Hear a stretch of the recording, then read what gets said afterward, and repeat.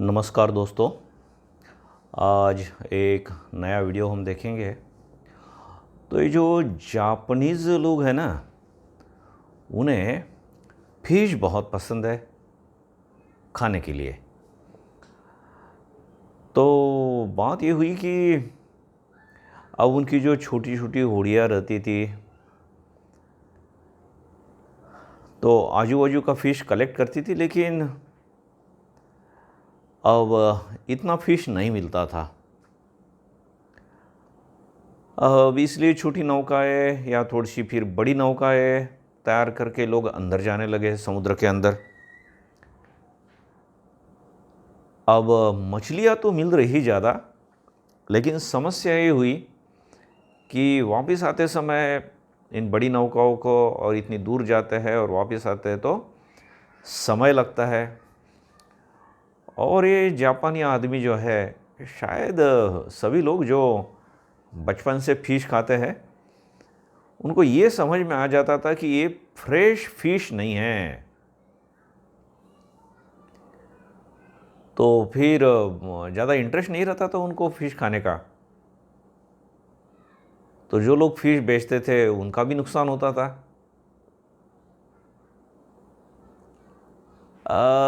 तब उन्होंने क्या किया कि अपनी ये जो बड़ी बड़ी नावें हैं, नाव जो है, जहाज़ जैसे छोटे जहाज़ समझिए, उसमें बड़े बड़े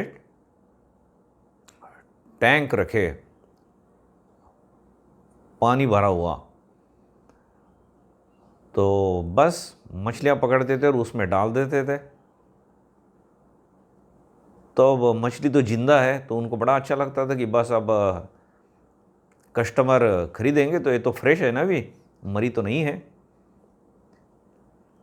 लेकिन अब ये जो खाने वाले हैं ना, शायद इनके भी बहुत ज़्यादा नखरे हैं। बोले फ्रेश तो है, ये मरी नहीं है, लेकिन पहले जैसा मज़ा नहीं है इसमें। क्यों? क्योंकि बात ये थी ना, अब इन्होंने बड़े बड़े टैंक और पानी तो भरा है, लेकिन उसमें पूरा पूरा भर भर के मछलियाँ भर देते थे, तो मछली को हिलने की भी जगह नहीं मिलती थी। तो वहीं बैठे बैठे एज गुड एज डेड। तो उनका कुछ ब्लड सर्कुलेशन और ये एक्सरसाइज नहीं हो रही है। खैर, इसी ढंग से तो उस ढंग की टेस्ट नहीं आ रही थी। अब इन लोगों ने सोचा, अरे अब क्या किया जाए। तो खैर उन्होंने एक फिर आइडिया निकाली, और तब देख रहे जापानीज़ लोग, अरे अब अच्छी लग रही फ़िश। इन लोगों ने क्या किया कि ये तो बड़े बड़े टैंक तो थे ही, पानी था उसमें, मछलियाँ, बड़ी बड़ी मछलियाँ पकड़ के डाल दिया उन्होंने, जो पकड़ी है समुद्र में से। और उसमें छोटी छोटी शार्क मछलियाँ डाल दी। बड़ी नहीं है, नहीं तो वो तो पूरा का पूरा ही खा जाएगी। छोटी छोटी शार्क मछलियाँ। अब शार्क मछलियाँ तो आक्रामक है ही, तो ये बड़ी मछलियों के पीछे दौड़ती थी, या शायद थोड़ा सा काट भी लेती थी उनको, जो हो। तो लेकिन ये जो बड़ी मछलियाँ हैं अभी, वो इधर उधर थोड़ा सा भाग दौड़ कर रही है। तो जैसा पानी में तैर रही है वैसा ही। तो जब तक वो किनारे आती थी तब तक उस ढंग से वो फ्रेश ही रहती थी।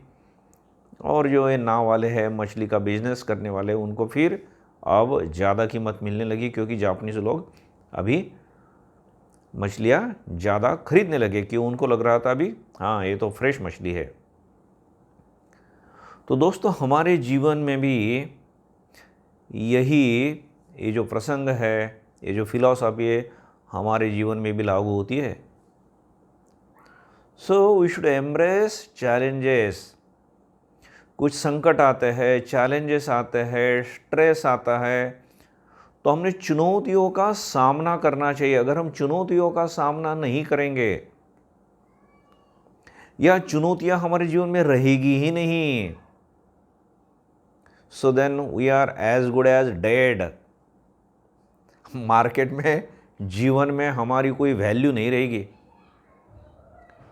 तो ऐसी विपरीत परिस्थिति आती है तो समझ लेना कि ठीक है, मेरे में जो शक्ति है वो मैनिफेस्ट होने के लिए, करने के लिए भगवान ने संकट दिया है। एक प्रकार से this is boon in disguise.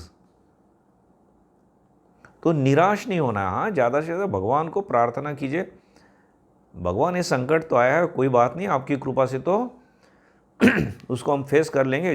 Just आप कृपा दृष्टि रखिए, आप आशीर्वाद दीजिए, शक्ति दीजिए, बस। मुझे संकट ही नहीं चाहिए, प्रॉब्लम ही नहीं चाहिए, ऐसा जब हम बोलेंगे ना तो समझ में आना चाहिए, या हमने समझ जाना चाहिए कि हम जिंदा तो है लेकिन मुर्दे जैसा। तो ओके, अब जब ऐसी कोई समस्या आती है तो समझ लेना कि यस, मेरे अंदर की जो शक्ति है वो भी प्रकट होने वाली है। I am going to become more and more strong. मेरी पर्सनैलिटी और अच्छी डेवलप होने वाली है, मेरी ग्रोथ होने वाली है। कि बिजनेस में होने दीजिए, एजुकेशन में होने दीजिए। कुछ आपके दोस्त लोग हैं ना, उनमें कुछ अगर दरारें आ जाती तो उसमें भी कि हाँ, मेरा माइंड बिल्कुल शांत है, मैं इसको फेस कर सकता हूँ।